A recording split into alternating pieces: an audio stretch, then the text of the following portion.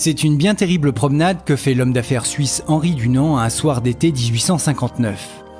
Une promenade qui restera à jamais gravée dans sa mémoire et qui sera à l'origine d'un formidable élan humanitaire. En cette année 1859, les affaires du Suisse semblent être au point mort, et pour obtenir rapidement les autorisations nécessaires au développement de son entreprise, il décide de s'adresser à Napoléon III en personne.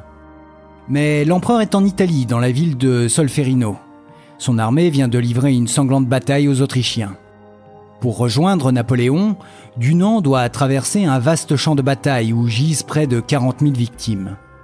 Devant cette hécatombe, il est horrifié. Il constate de plus que ni aide ni soulagement ne sont apportés aux blessés et aux agonisants. Choqué par cette inhumanité et cette souffrance ignorée, l'homme d'affaires organise immédiatement les premiers secours et sauve sans distinction des vies françaises, autrichiennes et italiennes.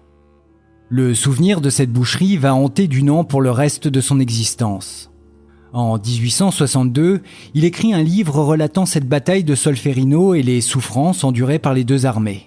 Surtout, il va y suggérer une solution révolutionnaire: créer des organisations humanitaires neutres, indépendantes et volontaires pour s'occuper des souffrants.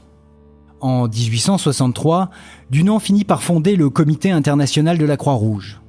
La Croix-Rouge, comme on l'appelle communément aujourd'hui, est la plus ancienne organisation internationale humanitaire encore en activité.